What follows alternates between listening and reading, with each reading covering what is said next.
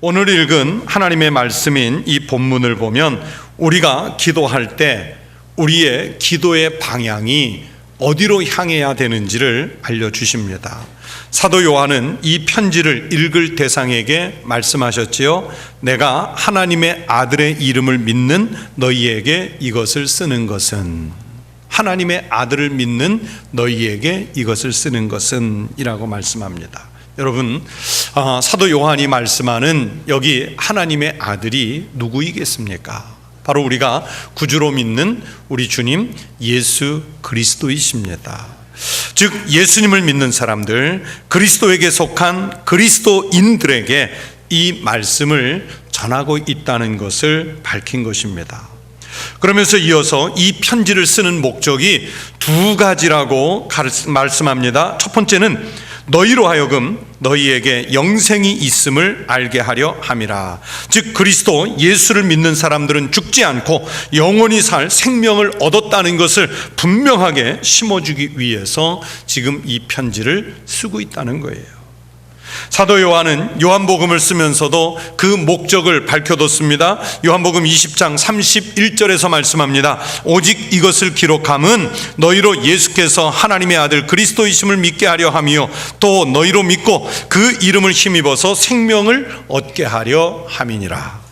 오늘 본문과 마찬가지로 예수님이 하나님의 아들이시라는 것을 믿게 하는 것과 또 예수를 믿는 사람들은 영원한 생명을 얻게 될 것이라는 것을 전하기 위해서 요한복음을 기록했다고 말씀하는 거예요.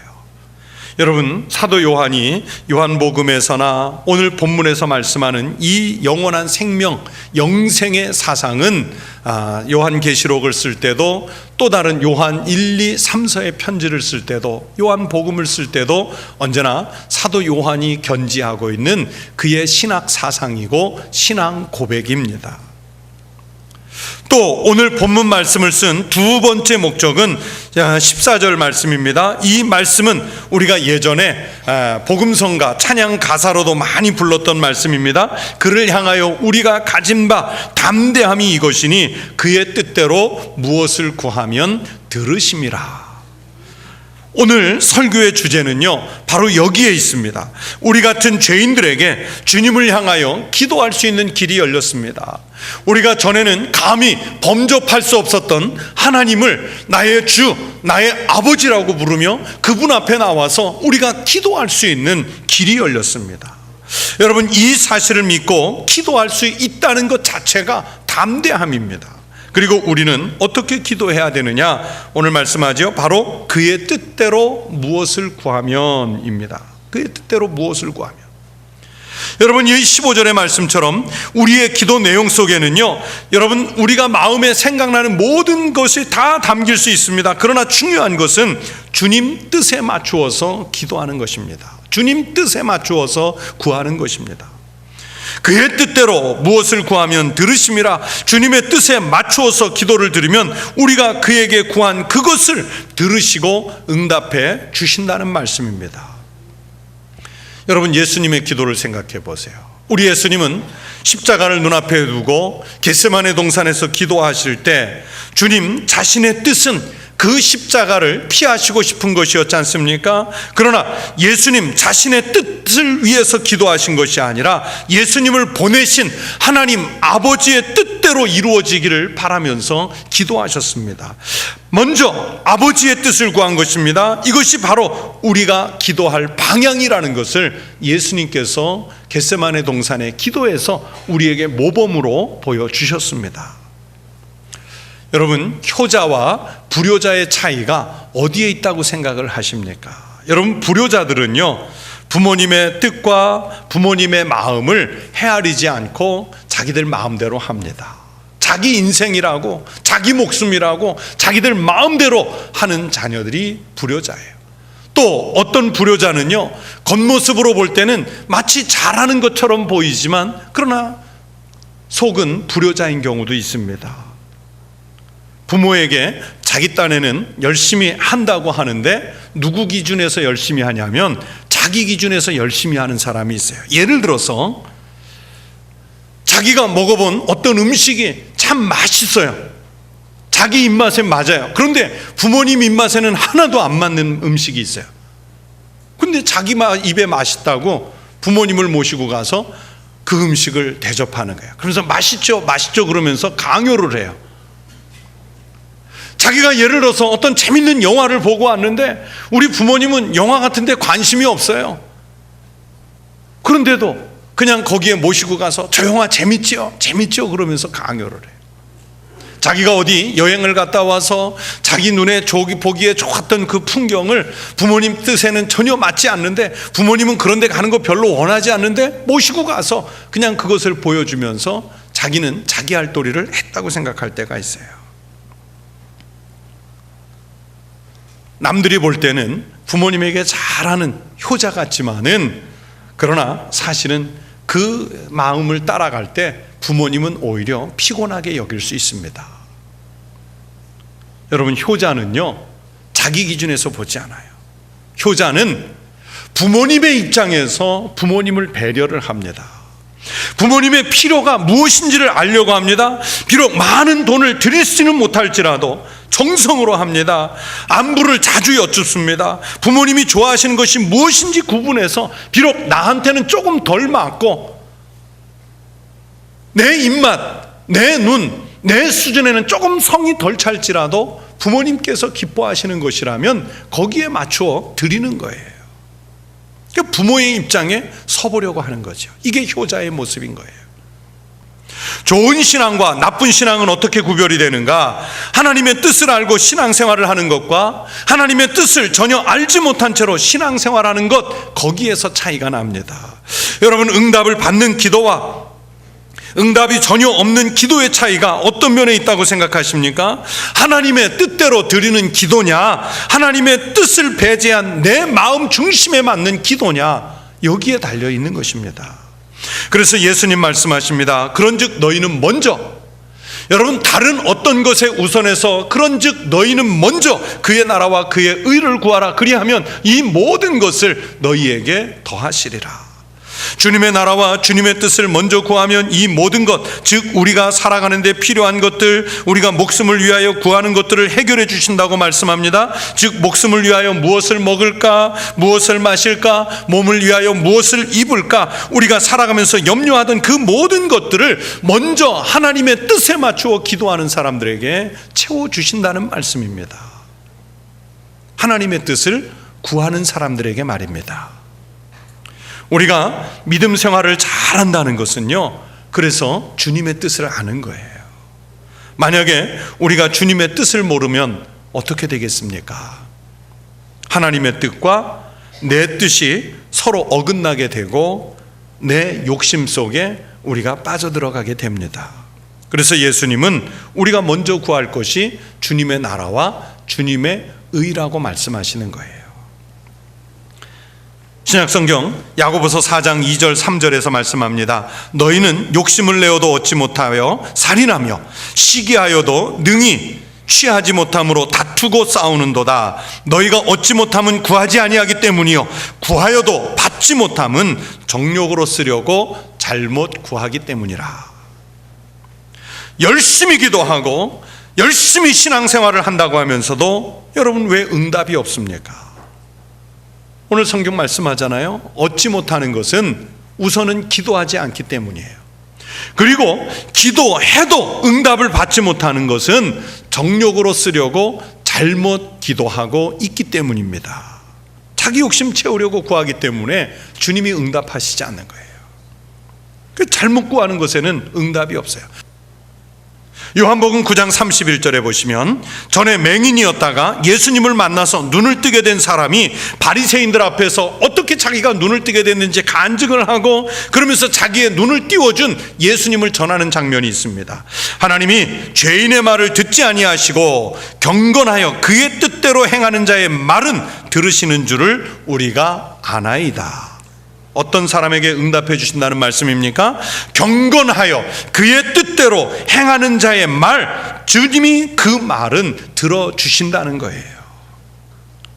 만약에 하나님의 뜻을 모르고 기도한다면 여러분, 그것은 우상 숭배하는 사람들이 외우는 주문과 같아집니다.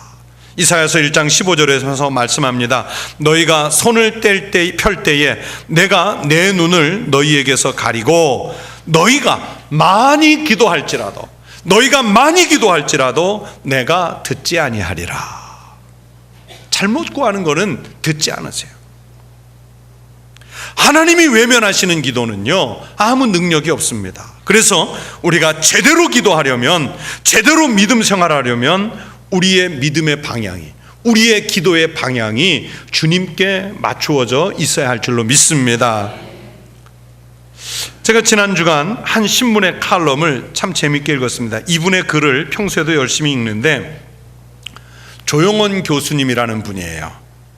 이분은 분명한 사실은 기독교인은 아니고 한 대학에서 그 동양학을 가르치시는 학자예요. 이번 주 칼럼 제목이 기도의 5단계라는 제목이었어요. 이 조용원 교수님이 그 글을 이렇게 시작하더라고요. 기도를 많이 해본 사람들을 관찰해 보니 대략 5단계로 나누어진다. 그렇게 설명하며 시작을 해요. 그러면서 이분이 제시하는 그 기도의 5단계를 보니까 제가 생각하고 있는 우리 기독교의 기도하는 그 단계하고도 정말 많이 비슷합니다. 그 5단계가 이렇습니다. 첫째 단계는 갈구하는 단계라는 거예요. 갈구하는 단계. 자기 소원을 들어달라고 신에게 통사정하면서 울부짖는 기도입니다. 그러니까 자꾸 뭔가를 달라는 기도예요. 둘째 단계는 신이나 초월 세계가 내게 어떤 메시지를 던지는지 주목하는 단계라 그랬습니다. 이 정도 단계가 되면 뭔가를 달라고 하지 않고 조용하게 자기에게 들려오는 메시지에 귀를 기울인다 그랬습니다. 세 번째 단계는 감사의 단계입니다. 조용원 교수님의 글을 이 세 번째 단계를 그대로 인용하면 이렇습니다. 셋째는 감사의 단계다. 사업이 망했어도 감사합니다. 죽을 병이 찾아와도 감사합니다. 불이 나도 감사합니다 라고 기도한다. 이게 감사의 단계예요. 넷째 단계는 찬양하는 단계라고 설명했습니다. 무슨 일이 있어도 항상 신을 찬양하고 일상생활에서도 항상 기도하는 상태가 바로 찬양하는 단계라는 겁니다. 밥 먹는 시간에도 사람들과 얘기를 나누면서도 자기가 할 일을 하면서도 기도가 되는 상황이라는 거예요.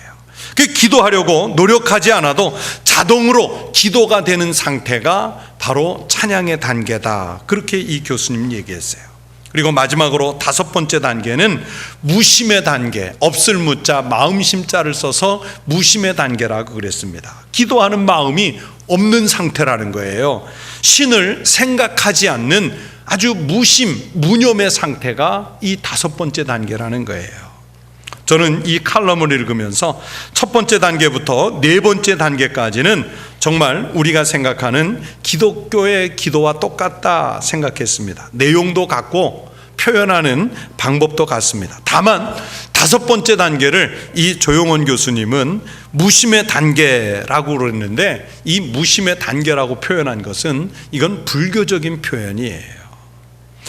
우리 기독교식대로 말하면 여러분, 이 다섯 단계는 무심의 단계가 아니라 내가 주님 안에, 주님이 내 안에 계시는 상태, 즉 성령님께서 내 영혼을 전적으로 주관하시기 때문에 하나님의 뜻을 정확하게 구하는 상태입니다. 성령이 내 안에 비어있는 게 아니라 가득 차 있는 그 상태를 말씀하는 거예요.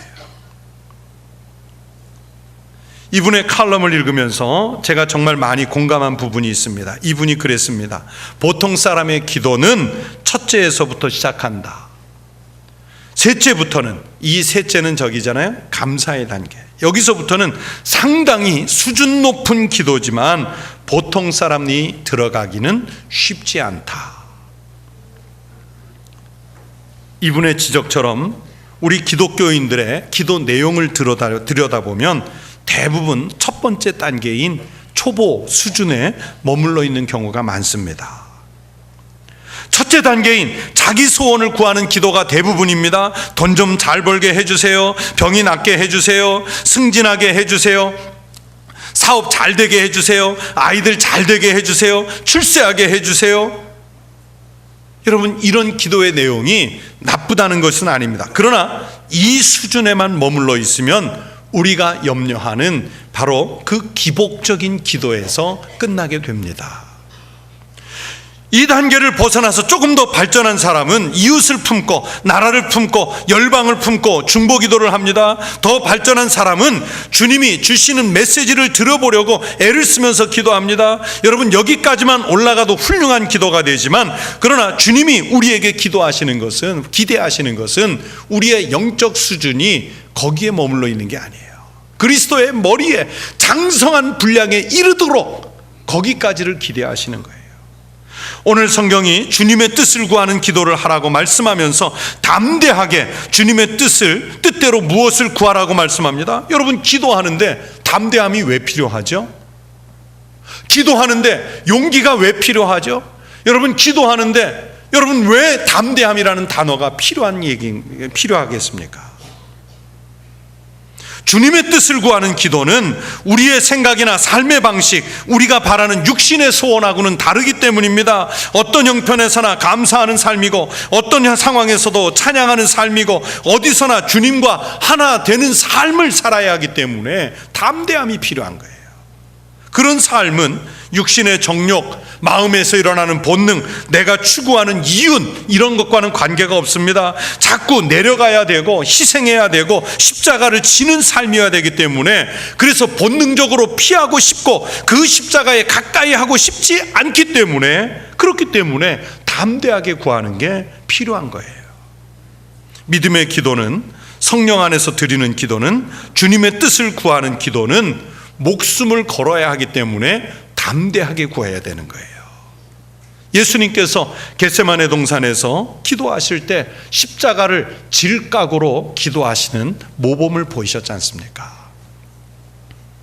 지난주일 설교에서도 제가 소개를 드렸던 E.M. 바운즈라는 목사님이 있습니다. 이 E.M. 바운즈 목사님은 기도의 강자라는 책에서 하나님께 드리는 기도는 타협이 없다, 단호하게 말했습니다. 그러면서 다니엘을 예를 들었어요. 여러분, 이 다니엘이 바벨론에 있을 때 느부갓네살 왕에 의해서 누구든지 왕 외에 어떤 신에게나 어떤 사람에게든지 무엇을 구하면 사자굴에 던져질 것이라고 하는 조서가 내려졌습니다. 이런 상황에 대해서 다니엘이 어떻게 대처했는지 성경이 말씀하고 있습니다. 다니엘이 이 조서에 왕의 도장이 찍힌 것을 알고도 자기 집에 돌아가서는 윗방에 올라가 예루살렘으로 향한 창문을 열고 전에 하던 대로 하루 3번씩 무릎을 꿇고 기도하며 그의 하나님께 감사하였더라. 보세요. 조서에 왕의 도장이 찍힌 것을 알았습니다. 그리고 전에 하던 대로, 즉 기도하던 습관을 가지고 있었습니다. 그리고 이런 상황, 최악의 상황에서도 그의 하나님께 감사하였더라 그랬습니다. 여러분, 이렇게 어려운 형편 중에 기도했더니 기도의 결과가 뭐예요? 목숨 걸고 기도했으면 하나님께서 이기게 하시든지, 아니면 또 더 높은 자리에 출세하게 하시든지 부자가 되게 하시든지 그래야 되는데, 기도한 결과가 무엇입니까? 예상한 대로 사자굴에 던져졌잖아요. 기도했더니 기껏 돌아온 답이 사자굴에 던져지는 거예요. 하지만 하나님은 기도하는 사람 다니엘을 위해서 그 굶주린 사자들의 입을 막으셨습니다. 하나님께서 다니엘의 머리털 하나도 상하지 않도록 지키셨습니다. 여러분, 육신의 본능대로 하면 다니엘이 그때 사흘만 참았다가, 그래서 사흘 후에 왕의 조서가 풀리면 그때 기도하면 되잖아요. 자기 생각대로 하자면 하나님 앞에 가서, 하나님, 왕이 사흘 동안 왕 외에 다른 어떤 신에게도 절하지 말고 기도하지 말랍니다. 하나님, 사흘이 지나고 나면 그때부터 다시 열심히 기도할 테니까 사흘만 봐주십시오. 그렇게 하나님 앞에 양해를 구할 수도 있잖아요. 그러나 다니엘은 그렇게 타협하지 않았습니다. 기도하는 일에 목숨을 걸었습니다. 아마 기도를 모르는 사람들은, 이렇게 기도해보지 않은 사람들은 그럴 겁니다. 겨우 며칠 기도하는 일에 목숨을 걸다니.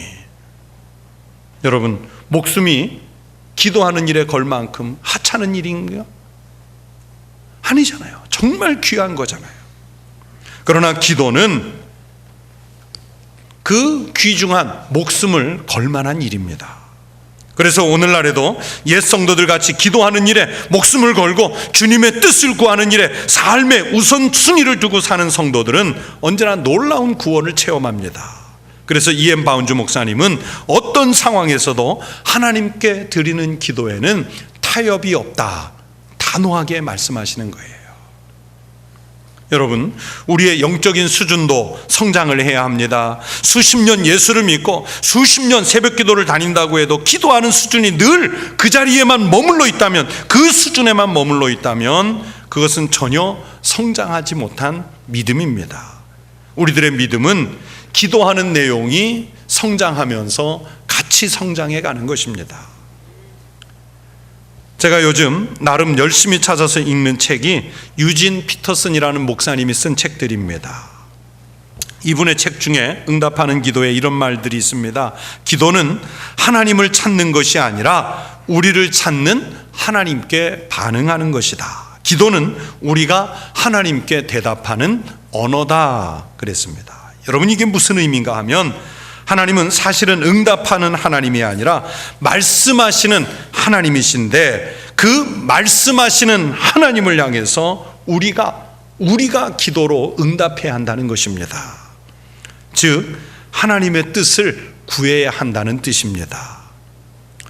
유진 피터슨 목사님은 기도를 기술이자 도구라고 하면서, 이 기도라는 도구는 무엇을 하거나 무엇을 얻기 위한 도구가 아니라 우리가 그리스도인으로서 존재하고 존재가 되어가는 그런 도구라고 말했습니다. 이게 여기서는 사실은 영어 단어가 죄송하지만 되게 중요해요. 그리스도인으로서 존재한다, being입니다. being. 우리가 보통 well-being 할 때 그 being이에요. 그리스도인으로서 존재하고, 또 becoming, 우리가 어떤 존재가 되어가기 위한 그 도구가 바로 기도라는 거예요.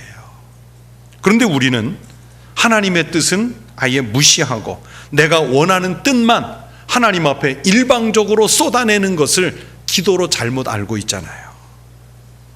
여전히 초보적인 수준, 초보적인 단계에 머물러 있는 것입니다. 내가 그리스도인으로서 어떻게 존재하고 내가 어떤 그리스도인이 되어가야 하는지, 이것에 대한 고민이 있어야 됩니다. 하나님의 뜻을 구하기 위해서 기도하는 것이 아니라 내가 필요한 것을 얻어내기 위한 수단과 방법으로서 우리가 기도라는 것을 이용하고 있는 것은 아닌지 한번 진지하게 돌아봐야 합니다. 하나님 앞에서 체면도 없고 신앙 양심도 없이 그냥 요구만 합니다. 그러니 별로 담대함이 필요 없습니다. 앞에서 말씀드린 대로 하나님의 뜻대로 구하려니까 십자가까지 지겠다고 하는 담대함이 필요한 거예요. 그렇게 기도해야 우리가 무엇을 구하면, 무엇이든지 구하면 들으시는 그 역사가 일어나는 줄로 믿습니다. 사랑하는 성도 여러분, 우리가 지난 두어 달간 열심히 기도했습니다. 그런데 이 열심히 한 기도가 교회가 같이 기도하자고 추진한 운동 차원에서 끝나버리는 그 기도여서는 안 됩니다. 우리가 더 많이 앞으로도 기도하셔서 그 기도가 성숙해지고 영적인 성장이 일어나서 그 기도는 강해지고 기도의 영역은 커지고 기도의 응답은 많아지고 하나님의 뜻은 이 땅에 이루어지는 놀라운 역사가 우리 성도들 가운데, 우리 교회에서 일어나게 되시기를 축원합니다. 그 기도하는 중심에 다른 사람들이 기도할 것이라 그렇게 해서 미루지 마시고 바로 그 기도하는 중심에 우리 성도들이 꼭 있으시기를 바랍니다. 우리 한국교회에 기도하는 그 중심에 성도들이 있음으로 인해서 우리 청북교회가 그 기도의 중심에 있는 교회가 되기를 축원합니다. 우리의 기도를 하나님께서 들으시고 이 땅에 하나님의 나라가 확장되는 역사가 일어나기를 주의 이름으로 축원합니다.